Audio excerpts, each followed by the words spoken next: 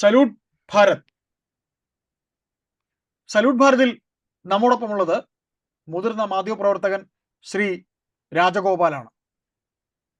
Sir, നമസ്കാരം. Sir നമസ്കാരം. നമസ്കാരം. സർ, നമ്മളിപ്പോ ഈ INDA മുന്നണി ഒരിക്കലും നമ്മൾ പറയുമല്ലോ, കൂട്ടിച്ചേർക്കാൻ നോക്കുന്നു, ഈ കൂട്ടി അടുപ്പിച്ച് പിടിക്കാൻ നോക്കുന്നവരും രണ്ട് ദിശയിലോട്ട് പോകുന്നതിനെ കുറിച്ച് നമ്മളിങ്ങനെ ഒരു ഉപമ പറയുമല്ലോ. അതുപോലെ ഒരിക്കലും ചേരാത്ത, ആശയപരമായിട്ടും അല്ലാതെയും ചേരാത്ത വെറും ഒരു സംഘം, വെറും ഒരു ആൾക്കൂട്ടമായി INDA മുന്നണി മാറുകയാണോ? ഞാൻ എൻ്റെ കഥയിലേക്കൊന്നും കൂടുതൽ പോകുന്നില്ല. സാർ ഒന്നും എൻ്റെ കാര്യം ആ വിശദീകരണത്തിലേക്കൊന്ന് വന്നാൽ മതി. ചില കാന്തത്തിന്റെ കാര്യം പറഞ്ഞ പോലെ കാന്തത്തിന്റെ സ്വഭാവമാണ് ഈ ഇത്തരം കാര്യങ്ങൾ ഉണ്ടാകുന്നത്. ഇത് പറഞ്ഞില്ലേ, തീർത്തും ഇന്ത്യ മുന്നണി എന്ന് പറയുന്നത് നമ്മൾ പറഞ്ഞ അവർ ആശയപരമായിട്ടോ മറ്റോ ഒന്നുമുള്ള അത്തരത്തിലുള്ള നിലപാടുകൾ ഒരേപോലെ വരുന്ന ഒരു ഗ്രൂപ്പ് ഒന്നും ആയിരുന്നില്ല. അവർക്ക് പൊതുശത്രുവായിട്ട് BJP ഉണ്ടായിരുന്നു. BJP എന്നുള്ള പൊതുശത്രു അല്ലെങ്കിൽ NDA എന്നുള്ള പൊതുശത്രുവിനെ നേരിടാൻ വേണ്ടിയിട്ട് അവര് തട്ടിക്കൂട്ടിയ ഒരു സാധനമാണ്, അത് രൂപീകരിച്ചെടുത്തതാണ്. അതിനകത്ത് നമുക്ക് പ്രധാനമായിട്ട് പറയാൻ ഇപ്പൊ കോൺഗ്രസ് ആണ്, ഇന്ത്യൻ നാഷണൽ കോൺഗ്രസ് ആണ് അതിനകത്തിലെ പ്രധാനപ്പെട്ട ഒരു കക്ഷി എന്ന് പറയുന്നത്. പിന്നീട് SP ഉണ്ട്, സമാജ്വാദി പാർട്ടി. അവിടെ ഉത്തർപ്രദേശിൽ അവർ കാര്യമായ സ്വാധീനം ഉണ്ടാക്കിയ പാർട്ടിയാണ് SP. പിന്നെ പശ്ചിമ ബംഗാളിലെ മമതാ ബാനർജിയുടെ TMC ഉണ്ടായിരുന്നു. അതേപോലെ തന്നെ പിന്നെ ഇവിടുന്ന് തമിഴ്നാട്ടിൽ DMK കോൺഗ്രസ് സഖ്യം ഉണ്ടായിരുന്നു, അവര് അതിനകത്തിലുണ്ടായിരുന്നു. പിന്നെ കേരളത്തിൽ നിന്നാണല്ലോ പിന്നെ UDF. അപ്പൊ ഇങ്ങനെയൊക്കെയുള്ള ഒരു സഖ്യങ്ങള് BJP എന്നുള്ള ഒരു പൊതുശത്രുവിനെ നേരിടാൻ ഉണ്ടാക്കിയ ഒരു കോമൺ പ്ലാറ്റ്ഫോം, ആ പ്ലാറ്റ്ഫോം ആയിരുന്നു ഇന്ത്യ മുന്നണി എന്ന് പറയുന്നത്. ഇവർക്ക് ഓരോ സംസ്ഥാനങ്ങളിലും ഓരോ നിലപാടാണ്. ഇന്ത്യ മുന്നണിക്ക് കേരളത്തിലെ നിലപാടല്ല തമിഴ്നാട്ടില്, അല്ലേ? അതങ്ങനെ വേറെ വ്യത്യാസമാണ്. അവര് ഇവിടെ കമ്മ്യൂണിസ്റ്റ് പാർട്ടികളെ ഇപ്പം കേരളത്തിലാണെങ്കിൽ ഇവര് പരസ്പരം മത്സരിക്കും. അതായത് CPM ഇടതുപക്ഷ കക്ഷികളും അതേപോലെ തന്നെ കോൺഗ്രസും പരസ്പരം മത്സരിക്കും. പക്ഷെ ഈ ഇടതുപക്ഷ കക്ഷികൾ ഇന്ത്യ മുന്നണിയിലെ സഖ്യമായതുകൊണ്ട് തമിഴ്നാട്ടിൽ ചെല്ലുമ്പോൾ എങ്ങനെയാണ്?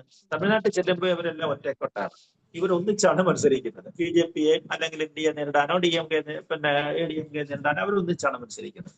അങ്ങനെ ഓരോ സംസ്ഥാനങ്ങളിലും ഓരോ തരം രൂപങ്ങളാണ് ഇവർക്ക് കാണുന്നത്. അതുകൊണ്ടാണ് ഞാൻ പറഞ്ഞത്, പല രൂപത്തിൽ കാണുന്ന ഒരു സഖ്യമായിരുന്നു അതൊരു മഴവിൽ സഖ്യം എന്നൊക്കെ പറഞ്ഞവർ ഉണ്ടാക്കി വെച്ചൊരു സാധനം എന്നുള്ളതേ ഉള്ളത്.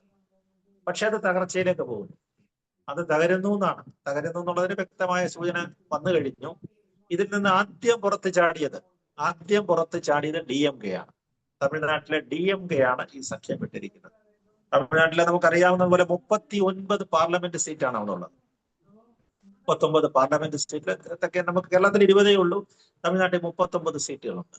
ഈ 39 സീറ്റുകളില് 22 സീറ്റുകളിലാണ് DMK ജയിച്ചിരിക്കുന്നത്.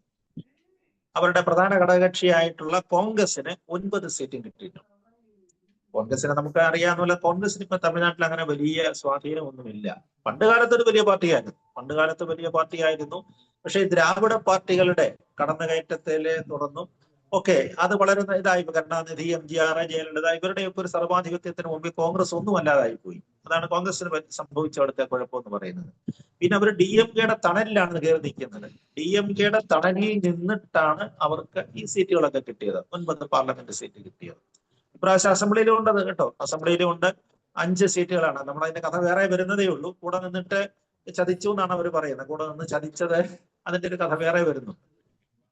അതാണ് അവിടുത്തെ സ്ഥിതി എന്ന് പറയുന്നത്. പശ്ചിമ ബംഗാളിലെ സ്ഥിതി വ്യത്യസ്തമാണ്. പശ്ചിമ ബംഗാളിനെ സംബന്ധിച്ചിടത്തോളം ആണെന്നുണ്ടെങ്കിൽ അവിടെ 42 സീറ്റുകളാണുള്ളത്.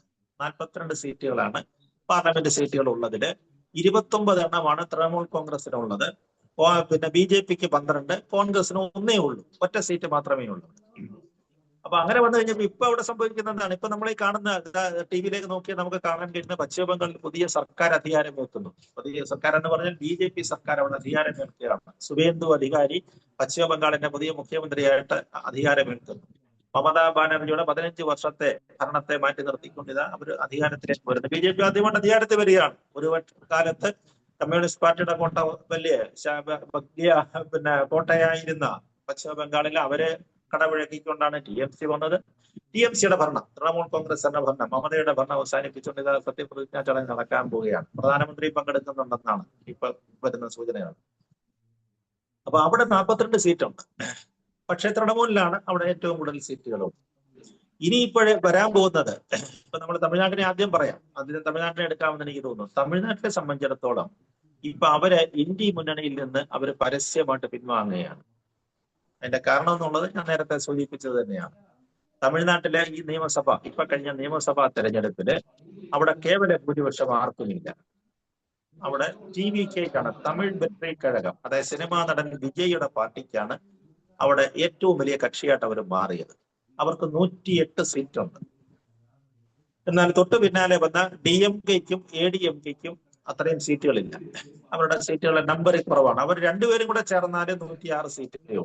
അതാണ് അവിടുത്തെ സ്ഥിതി എന്ന് പറയുന്നത്. പിന്നെ ചില കൊച്ചു കൊച്ചു കക്ഷികളുണ്ട് അവിടെ. നമ്മൾ പറയത്തില്ലേ, നമുക്ക് അങ്ങനെ വിശേഷിപ്പിക്കാമെന്ന് അറിയത്തില്ല, ഈ ഈർക്കിൽ പാർട്ടികൾ എന്നൊക്കെ ചിലപ്പോൾ വിശേഷിപ്പിക്കും. നമ്മള് പിന്നെ ഒരു നാടൻ ഭാഷ അങ്ങ് പറഞ്ഞു പോയതാണ് കേട്ടോ, അങ്ങനെയൊന്നും അല്ല. അവർക്ക് സ്വാധീനമുള്ളതാണ്, സ്വാധീനമുള്ള കക്ഷികളാണ്. അങ്ങനെ 1-2 സീറ്റുകളൊക്കെ ഉള്ളത്. ഇപ്പൊ ഇതിനകത്തിലെ നമ്മൾ പറഞ്ഞില്ലേ, ഇതിനെയൊക്കെ നമ്മൾ ഡിപ്പെൻഡ് ചെയ്യുകയാണെന്നുണ്ടെങ്കിൽ അവർക്ക് 2 സീറ്റ്, ഇപ്പം CPM 5 സീറ്റായിരുന്നു, അവർ 2 സീറ്റ് മത്സരിച്ചു. അപ്പൊ 40% അവർക്ക് വിജയം ഉണ്ടായിട്ടുണ്ട്. അതേപോലെ തന്നെ CPIക്ക് 2 സീറ്റുണ്ട്, ഇന്ത്യൻ യൂണിയൻ മുസ്ലിം ലീഗിന് 2 സീറ്റുണ്ട്. അങ്ങനെയൊക്കെയുള്ള ചെറിയ VCK എന്ന് പറഞ്ഞൊരു കക്ഷിയുണ്ട്, അവർക്ക് 1 സീറ്റുണ്ട്. അതിനെയാണ് ഞാൻ ശരിക്കും ഒരു ഈർക്കൽ കക്ഷി എന്നൊക്കെ ഉള്ള ഉദ്ദേശം. പക്ഷെ അവര് അവിടുത്തെ ഒരു സമുദായത്തെ പ്രതികരിക്കുന്ന പാർട്ടിയാണ്. അല്ല, അപ്പൊ അതിനെ സാർ നമുക്ക് അതാണ് അങ്ങനെ കുറച്ച് അതാണ് കാണുന്നല്ല. പറഞ്ഞതെന്ന് എനിക്ക് മനസ്സിലായി. സാർ പറഞ്ഞ അതാണെന്ന് മനസ്സിലായി. അതെ ഞാൻ അതിനെ അതെ കുറച്ച് കാണുകയല്ല ചെയ്തത്, അതെ അതെ അതെ അതിനൊരു തെറ്റിദ്ധാരണ ഉണ്ടായത്. അപ്പൊ അങ്ങനെയൊക്കെയുള്ള സഖ്യങ്ങളാണ്. ഈ സഖ്യങ്ങളെല്ലാം കൂടെ ചേർന്നിട്ടാണ് ഇപ്പൊ പുതിയ മന്ത്രിസഭ ഉണ്ടാക്കാനായിട്ട് ഇന്നലെ വിജയ് ഇതെല്ലാം കൊണ്ട് കൊടുത്തു. ഇവരെല്ലാരും കൂടെ ചേർന്നിട്ട് അങ്ങനെ വരുമ്പോൾ ഞങ്ങൾക്ക് 120 പേരുടെ പിന്തുണ കിട്ടുമെന്നും പറഞ്ഞിട്ടാണ് അത് ഗവർണർക്ക് കത്തുകൊണ്ട് കൊടുത്തത്. നമ്മുടെ ഗവർണർ, നമ്മുടെ കേരള ഗവർണർ തന്നെയാണ് അവിടുത്തെ തമിഴ്നാടിന്റെ ആക്ടിംഗ് ഗവർണറായിട്ട് നിൽക്കുന്നത്. പക്ഷെ അദ്ദേഹം പറഞ്ഞത്, നിങ്ങൾ ഭൂരിപക്ഷത്തിനുള്ള MLA മാർ ഒപ്പിട്ട കത്തെനിക്ക് വേണം. അതായത് 118 MLA മാരുടെ കത്തെനിക്ക് കിട്ടണം. കിട്ടിയെങ്കിൽ മാത്രമേ ഞാൻ നിങ്ങൾക്ക് പിന്തുണ, പിന്നെ നിങ്ങളെ മന്ത്രിസഭ ഉണ്ടാക്കാൻ ക്ഷണിക്കൂ എന്നാണ് പറയുന്നത്. പക്ഷെ ഇന്നലെ രാത്രിയില് 8 മണി വരെയുള്ള ഒരു സൂചന അനുസരിച്ചാണെങ്കിൽ 100 പേരുടെ പിന്തുണ ഉണ്ടെന്നും പറഞ്ഞ് കത്ത് പോയി എന്നൊക്കെയാണ് വാർത്തകൾ പക്ഷെ വന്നത്. സാർ ഇല്ല സാർ, പക്ഷെ അത് രാത്രിയോടുകൂടി ആ ചിത്രം മാറി. ഈ പറയുന്ന VCK എന്ന് പറയുന്ന മുന്നണി അവരുടെ ഒരു MLA ഒപ്പിട്ട് കൊടുത്തതിലൊക്കെ തന്നെ എന്തോ ദുരൂഹതകൾ, നമ്മൾ തമിഴ് സിനിമകൾ കാണുന്ന പോലെ തന്നെ ഇപ്പോഴും ആ ഡ്രാമ കഴിഞ്ഞ 1 മണിക്കൂർ മുമ്പ് വരെ ഉണ്ടായിരുന്നു. 1 മണിക്കൂർ മുമ്പ് വരെ ആ ഡ്രാമ അതെ, നിൽക്കുന്നുണ്ട് ഇപ്പോഴും. അതായത് സഭയിൽ അദ്ദേഹത്തിന്റെ ഭൂരിപക്ഷം അദ്ദേഹം തെളിയിക്കട്ടെ എന്നൊരു വാക്കല്ല ഇപ്പോൾ ഗവർണർ പറയുന്നത്. ഗവർണറുടെ വാക്കെന്ന് പറയുന്നത് ഒരു രാഷ്ട്രീയത്തിന്റെ വാക്ക് തന്നെയാണ്. അത് നമുക്കത് അതെ. വായിച്ചെടുക്കാൻ പറ്റും, അത് നമ്മൾ പറയണ്ട. സാർ, ഇവിടെ നമുക്കുണ്ടാകുന്ന ഒരു പൊതുവിലെ ചോദ്യം, സാറിന് പിന്നെ ഈ സംസ്ഥാനത്ത് ഒരു രാഷ്ട്രീയം, കേന്ദ്രത്തിൽ മറ്റൊരു രാഷ്ട്രീയം എന്ന് നിൽക്കുമ്പോൾ, ഇപ്പോൾ CPM-ഉം CPI-യും ഈ പറയുന്ന പോലെ വിജയുടെ പാർട്ടിയോട് പിന്നെ യോജിച്ച് നിൽക്കുന്നു. ഈ പറയുന്ന അവരുടെ DMK പോലും ഒരു പരിധി വരെ പുറമെ നിന്ന് പിന്താങ്ങുന്നു. പിന്നെ എന്തിനാണ് സാർ ഈ പറയുന്ന ഇന്ത്യ മുന്നണിയുടെ സഖ്യം ഞങ്ങൾ വിടുന്നു എന്ന് കനിമൊഴി പറയുന്നത്? എന്തർത്ഥത്തിലാണ് ഇന്ത്യ മുന്നണി? ഇപ്പോൾ സാറ് പറഞ്ഞ പോലെ കാന്തങ്ങളുടെ ഒരു പിന്നെ എന്താ പറയുക, കൂട്ടി യോജിക്കാത്ത പോലെ സംസ്ഥാനത്തൊരു രാഷ്ട്രീയം, കേന്ദ്രത്തിൽ വേറൊരു രാഷ്ട്രീയം ആണ്. പക്ഷെ എന്നിട്ട് ഈ പറഞ്ഞ ഇത്രയും MP-മാർ നിൽക്കുമ്പോൾ ഇങ്ങനൊരു മാറ്റം എന്ന് പറയുമ്പോൾ അതിനകത്ത് എന്ത് രാഷ്ട്രീയമാണ് സാർ ഇവർ ഉദ്ദേശിക്കുന്നത്? കനിമൊഴിയാണ് അതിൽ ഇങ്ങനെ ഇത് ഞങ്ങൾ പിൻവലിക്കുന്നു എന്ന് പറഞ്ഞുകൊണ്ട് മാറിയിരിക്കുന്നത്. കോൺഗ്രസും മാറി, CPM-ഉം മാറി, CPI-യും മാറി, ലീഗും മാറി. എന്താണ് സാർ ഇതുകൊണ്ട് അർത്ഥമാക്കുന്നത്? ഒരു ബലം പിടുത്തമാണോ? ഒരു ബലം പിടുത്തം? ഇപ്പൊ രാഷ്ട്രീയത്തിൽ നമ്മൾ പറയത്തില്ലയോ, നെറികേട് എന്ന് പറയുന്ന ഒരു കാര്യമാണ്.